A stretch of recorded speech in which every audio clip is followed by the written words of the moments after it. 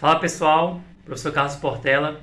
Vamos dar prosseguimento à nossa aula de desenvolvimento de jogos, onde na aula de hoje a gente vai ver alguns conceitos e dicas relacionados à criação de personagens. Dado que a gente já tem um enredo, né, construiu um enredo na aula passada, agora vamos detalhar um pouco mais sobre o processo de construção de personagens.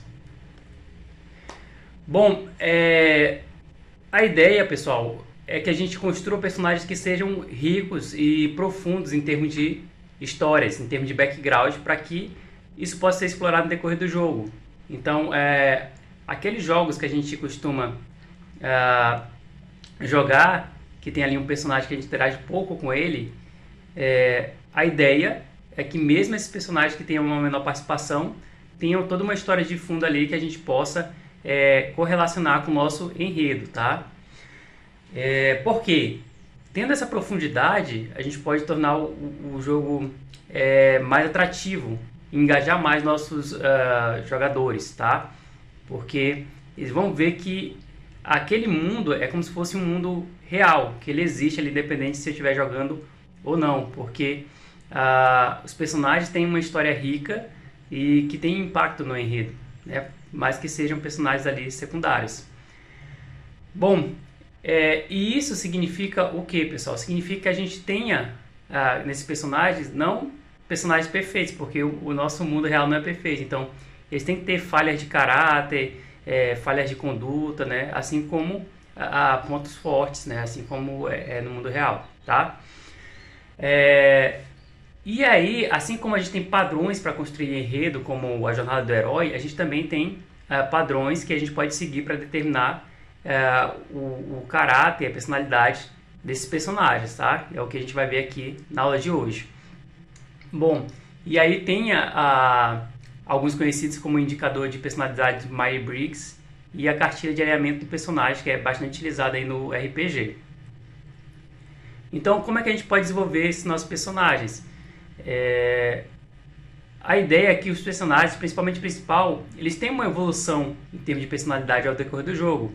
Então, o personagem começa de uma forma, ele vai mudando, evoluindo no decorrer do jogo e termina o jogo como uma outra pessoa, uma pessoa que evoluiu enquanto personagem, né? Enquanto ser humano, se for o caso, né? Se o personagem for um ser humano, tá? Porque isso torna ele atrativo. Isso faz com que o jogador ele fique engajado em ver ali a evolução de personalidade daqueles personagens, tá? Isso acaba sendo mais atrativo. E aí, a ideia é que eles comecem com muitas falhas, né? Com muitos pontos de melhoria, e ao decorrer do jogo eles vão evoluindo nesse ponto de falha, vão melhorando, tá? Ou se o propósito do jogo for fazer a pessoa se tornar uma pessoa pior, né? Também posso ter essa abordagem, né? Não existe um único caminho. Eu posso começar com um personagem que é uma pessoa boa e que se corrompa ali no decorrer do processo do jogo, dos desafios que ele vai enfrentando no decorrer do jogo, tá? Bom, e como é que a gente pode entender esse personagem? E é um processo que a gente tem que maturar esse de criação de personagem. Por quê? É muito fácil eu criar um personagem que nem o Carlos, porque eu sei como me comporto, eu sei quais decisões eu tomaria em determinadas situações. O desafio aqui é criar personagens ricos, vivos por si só. Ou seja, eu vou criar um personagem, a ideia é que ele seja um personagem que seja diferente de mim, tá? Que pense diferente, que tome decisões diferentes do que eu faria. Esse que é o desafio, criar personagens autênticos, tá? Mas se eu crio personagem parecido comigo, isso fica pouco natural, né? A gente acaba percebendo esse padrão de personagem. Então eu tenho que ter um mundo rico com personagens diversos, ou seja, personagens que vão conflitar ali em termos de opiniões, personagens que vão tomar decisões inesperadas. E aí nesse processo a gente tem que se colocar na cabeça dos personagens. Não é o que eu, Carlos, faria em determinada situação, mas o que aquele personagem faria. Como eu disse, tem que ter um personagem que seja vivo por si só, que não dependa de mim para tomar suas escolhas. Então, eu tenho que fazer esse processo de construção de personagem. E aí a gente tem esse indicador de personalidade do Myers-Briggs, tá? Onde ele define 4 espectros da personalidade para que a gente possa variar essas personalidades. E aí tem um teste que vocês podem fazer até para vocês descobrirem qual é o perfil de personalidade para vocês, de vocês, tá? Esse método foi investigado aí por Catherine Koch Briggs e Isabel Briggs Meyer, tá? Onde são mãe e filha, e elas provaram ajudar que mulheres americanas conseguem encontrar trabalhos que sejam mais adequados para suas personalidades. Durante a Segunda Guerra Mundial. Então a ideia por trás desse método delas é que nós somos inclinados a pensar e agir de forma que a gente se sente mais confortável naturalmente, né? E isso acaba encaminhando nossas decisões e o caminho que a gente vai seguir, como por exemplo no emprego aí, que foi o propósito inicial do trabalho delas, tá? Então o Myers-Briggs Type Indication, esse MBTI, ele analisa 4 preferências, né? Que aí gera 4 combinações. E para a gente determinar qual é o nosso tipo de personalidade, ele apresenta em forma de perguntas. Primeira pergunta: você é introvertido ou extrovertido? Tá? Esse é o primeiro aspecto a ser analisado. E quando a gente fala de introvertido e extrovertido, não é o quão sociável nós somos, mas sim a nossa tendência em agir. Ou seja, a gente primeiro age por impulso, a questão do extrovertido, ou a gente pensa, depois age, né? Vamos pegar aqui um exemplo. Eu estou andando na rua e vejo um acidente de trânsito. O que eu faço? Eu vou parar e analisar ali a situação, se o carro está pegando fogo, se tem pessoas em volta para ajudar, ou eu vejo um acidente e já estou correndo para cima para tentar ajudar, né? Então, ou eu tenho uma atitude que é extrovertida de ir agir naturalmente, instantaneamente, ou uma postura mais introvertida de parar, pensar, analisar, para depois tomar uma decisão. Tá? Alguém que age primeiro, né, tende a se sentir motivado e energizado, né? Geralmente é o extrovertido, como eu estou colocando aqui, nesse caso do teste de Briggs-Meyer. E também gosta de ficar perto das pessoas, gosta de estar ali mais próximo de outras pessoas. Agora, se você é do tipo que precisa de uma pausa, né, de pensar, é mais introspectivo para se reenergizar, né, no seu tempo, você provavelmente é do tipo introvertido. Segunda pergunta para avaliar o próximo aspecto: como você coleta informações? Você faz isso através de percepção ou intuição? Por exemplo, a pessoa que é sensorial, ela vê as árvores.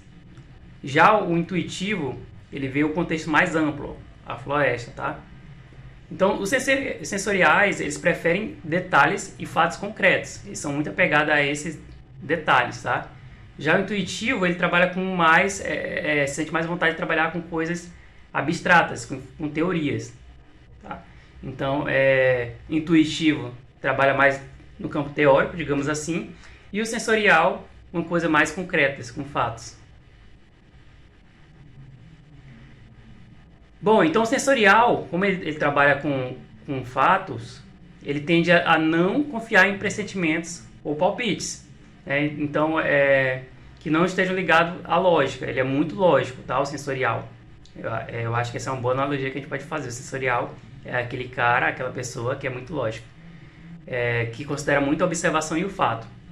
Ou seja, aquele que fala: eu não acredito até eu ver, eu preciso ver para poder acreditar. Já o intuitivo, eles são mais espontâneos nesses sentidos, né? Eles são mais imaginativos, então eles gostam de explorar a possibilidade do futuro, né? E se, né? Então, os pensamentos deles vão girar em torno desses padrões, né? Conexos e lampejos de epifania, né? Eu estou sentindo algo, eu acho que vai dar certo, né? Então, são os intuitivos. Terceira pergunta: como você toma decisões? Vão anotando aí, tá, pessoal? Quando a gente faz essas perguntas, vocês já podem ir respondendo aí. Aí no final, vocês vão saber qual o tipo de personalidade é de vocês, tá? Então, assim que você reúne informações sobre um fato, seja através de percepção ou sentimento, Como é que você toma uma decisão? Como é que você chega nessa decisão? A gente pode olhar por essa perspectiva de todos os envolvidos, na tentativa de encontrar uma solução que seja mais balanceada entre aquelas partes, tá? Ou seja, chegar no consenso. Eu posso procurar esse consenso entre as partes envolvidas, ou e aí nesse caso, né, eu vou ser uma pessoa que sou guiada pelo sentimento, tá? Agora, se eu procuro uma solução que seja mais lógica e consistente, independente de ter consenso ou não entre as pessoas, usando regras e suposições, eu sou uma pessoa que toma decisão mais pelo pensamento ao invés do sentimento, tá? Então, a pessoa que quer um consenso, ela é mais levada pelo sentimento, e a pessoa que é mais lógica, mais racional, ela vai levada pelo pensamento, tá? Então, as pessoas do tipo sentimento, elas tendem a ficar desconfortáveis na presença do conflito, elas não gostam de conflito, elas querem resolver aquela situação de conflito. Já do pensamento, não importa se está gerando conflito, se está tendo briga, ela quer seguir ali por aquele lado lógico, tá? E ela vê esse conflito até como parte desse processo lógico, tá? O conflito vai fazer com que a gente valide nosso caminho lógico, nossa solução lógica.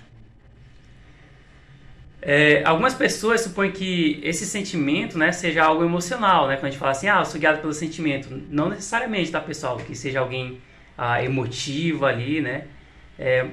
Enquanto que o racional é uma pessoa mais ligada ao lógico, né? O pensamento é mais ligado ao lógico. Só que não necessariamente, tá, pessoal? Ambos são caminhos racionais. E pessoas com qualquer uma dessas preferências podem ser emocionais ou não. Não tem tanta correlação aqui, tá? A questão é justamente de se tomar uma decisão baseada num caminho mais lógico, que independente se vai gerar conflito ou não, e a outra de chegar mais no consenso, tá? Essa é a diferença, independente se a pessoa é emocional ou não, tá? E a última pergunta desse método é como você se identifica com o mundo. Se a gente é uma pessoa que se guia mais pelo julgamento, né, é mais inclinado a explicar às pessoas como a gente toma decisão, né? Eu quero me justificar, eu quero que as pessoas me entendam. É aquela pessoa que gosta de fazer plano, fazer lista de compras, lista de tarefas, né?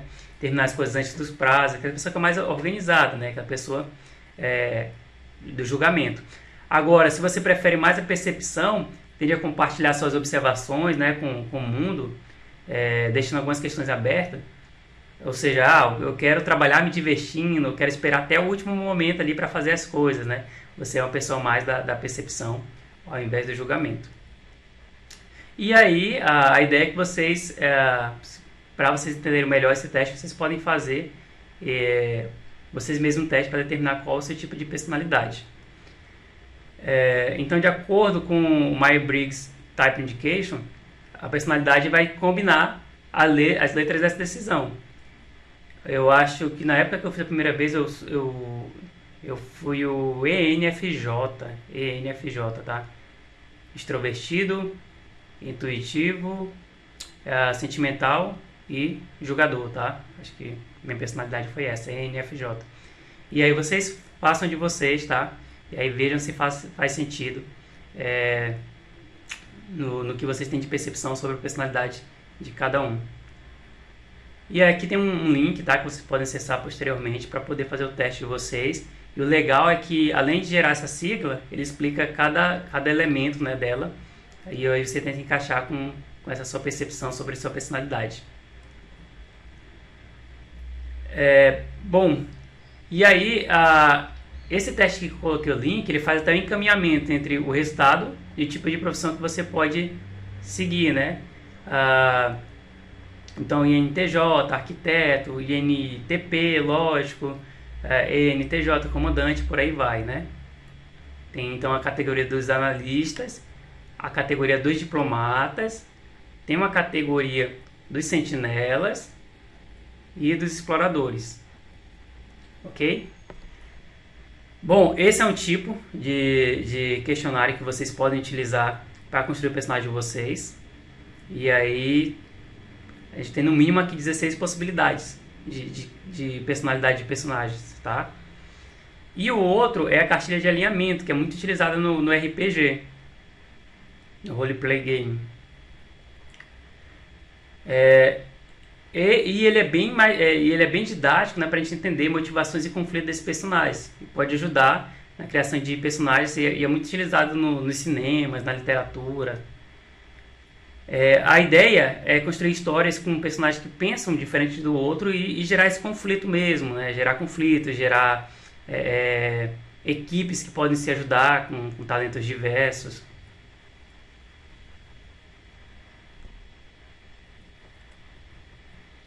E aí, da mesma forma, a gente faz aqui algumas perguntas. Você é bom ou mal? Né? É bem mais direto.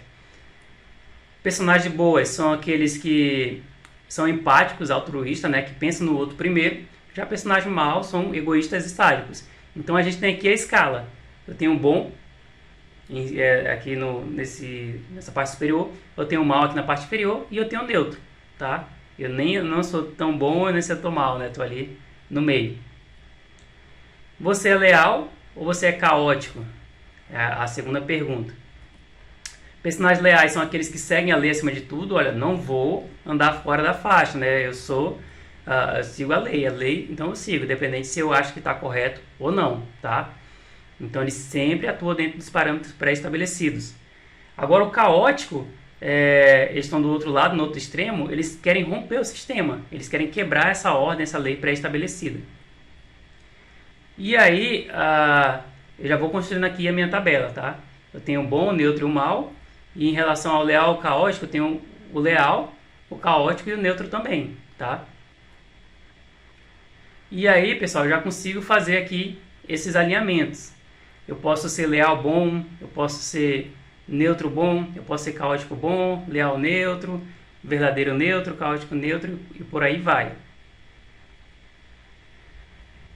E aí a gente tem aqui um exemplo aplicado, tá, em quadrinhos aqui da Marvel, tá, sobre essas classificações. Então eu tenho aquele que é bom dentro da lei, como o Homem-Aranha, tá?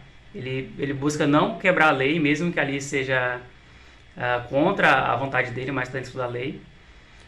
Eu tenho aquele que é neutro, e é bom, tipo o Capitão América lá em Guerra Civil.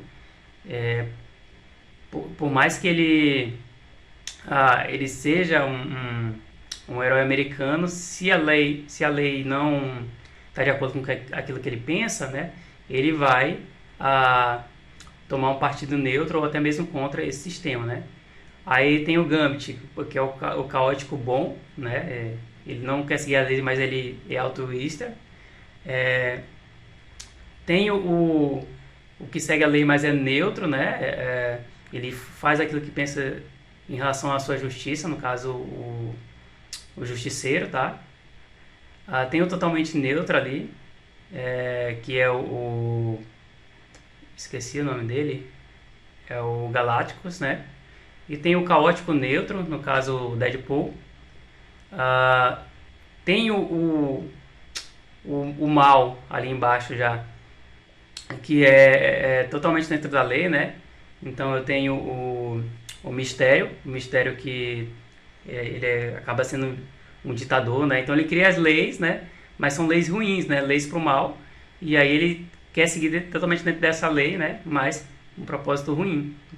Tem o mal neutro, no caso aqui o exemplo Loki, né? E o caótico evil, né? Que é o espectro assim mais maluco, né? Do mal e caótico, assim. No caso aqui o Venom, tá?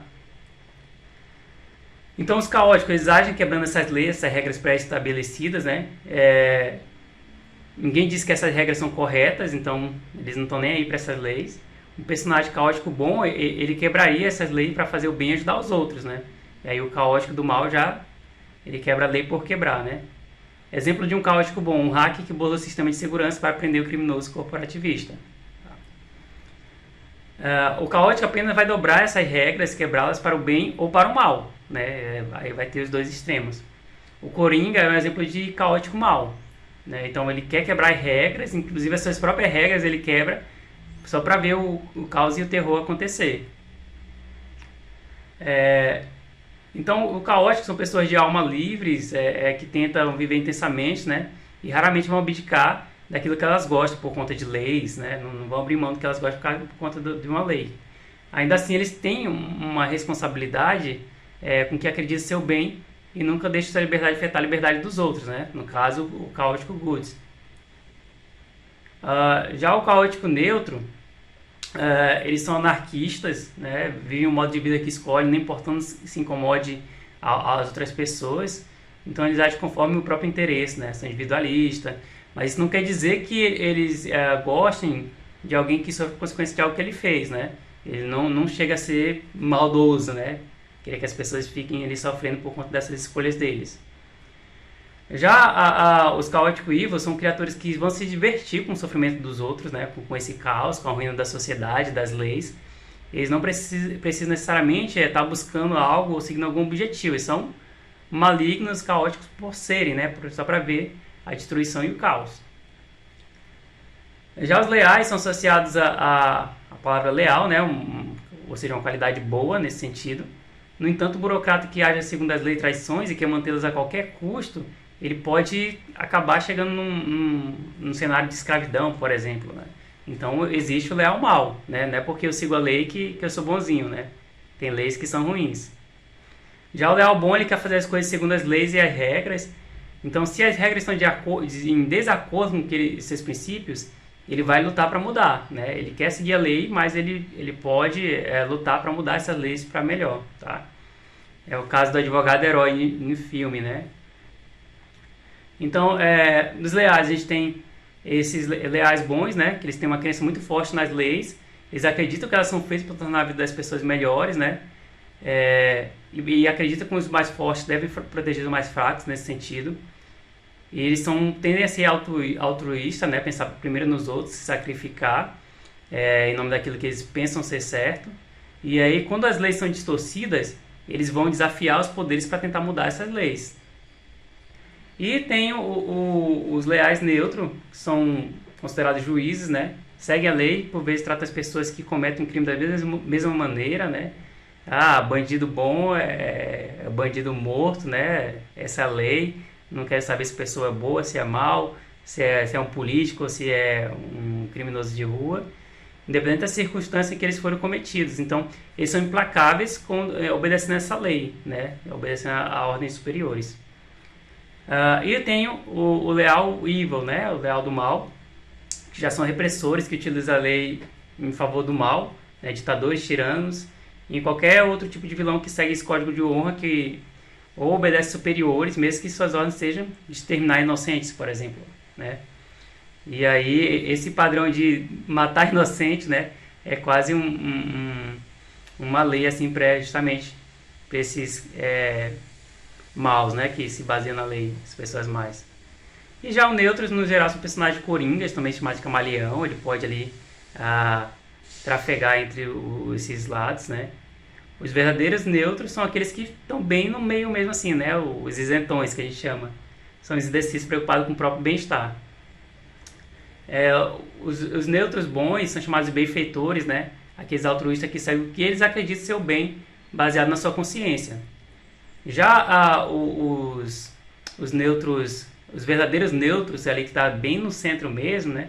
São os indecisos. Eles ficam bem em cima do muro para qualquer tipo de conflito. É difícil eles tomarem partidos, tá? E aí, a qualquer momento, eles podem abandonar a causa deles, as ideias, né? Ou até mesmo se mudar de lado, de aliados, ou se juntar aos inimigos. Ele está bem indeciso. Então, eles servem como justamente coringas para tomar um lado.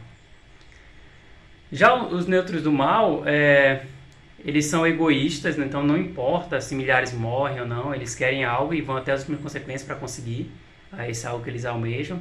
Passa a perna em aliados, né? Quem quer que seja para poder atingir seus objetivos.